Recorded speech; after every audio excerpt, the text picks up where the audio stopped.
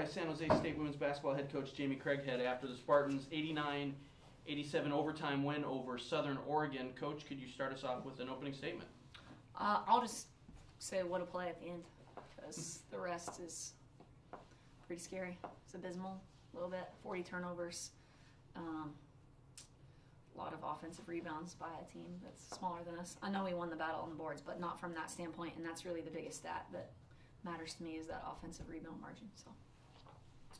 Yeah, and I have to start off there. You guys did get a good win, but why so many turnovers today? What were you seeing out there?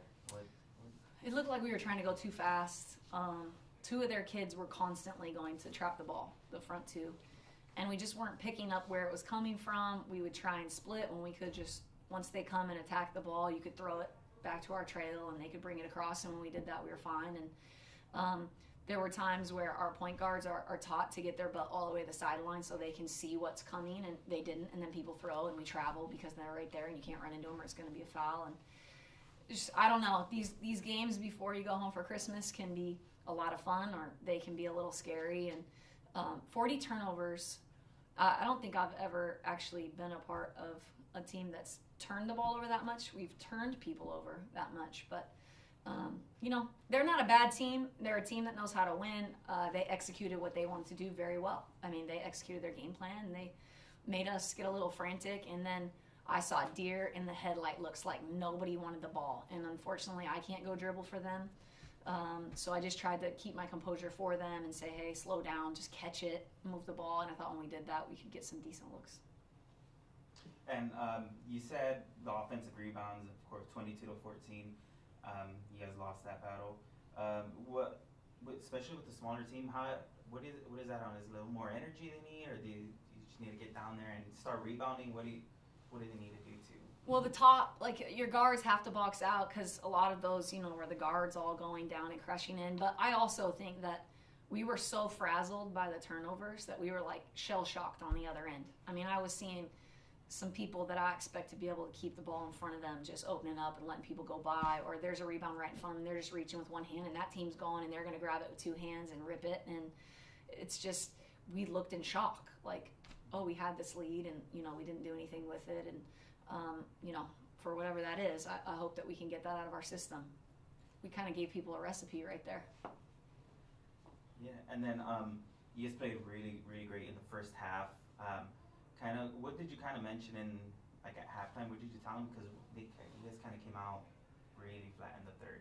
Yeah, I mean, we just talked about moving the ball and trying to help our point guards understand why we were turning it over, and we just came out flat. And we foul. When we foul, it's not good, because then our rotations get messed up, and certain people are subbing and playing different positions. The ball was not moving when we came out of halftime.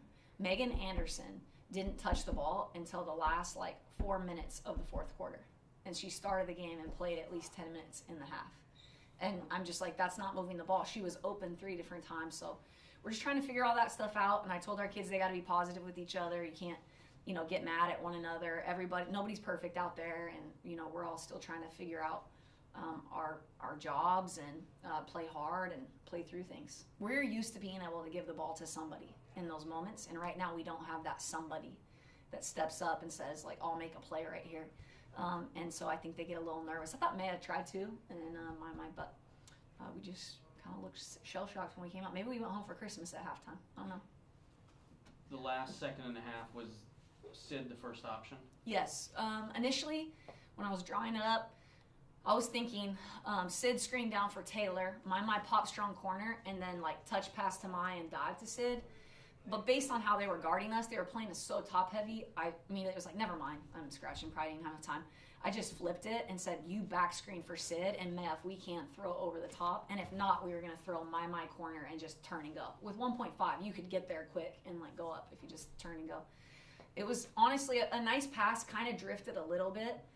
So I was oh no. And Sid caught it with 3 around her and just did what she had to do, just jump up, finish it. And if you miss it, you miss it. And at the end of regulation, we ran a play correctly too. We got the open shot for Megan coming off that wheel action. So that was a nice look. And I mean, it was right there. It was on target. So that could have ended it too. So I thought that's what I took positively away from that game. we ran 2 plays properly and executed them at the end. Can you talk a little bit about, I seen her, she only played 14 minutes, right? Alexis Harris, she came in, but she got like 4 blocks. She had like really defensive impact. Could you see her like helping you guys with like bigger teams? Using her size on that? I mean, I hope so. But I think part of those blocks is that we were switching everything. So when her man would go up to the elbow and switch and a guard would come off, they would try and attack her. And when she stayed down and to go for shot fakes, she could just stand there and hold her hand up and block it once they shot it.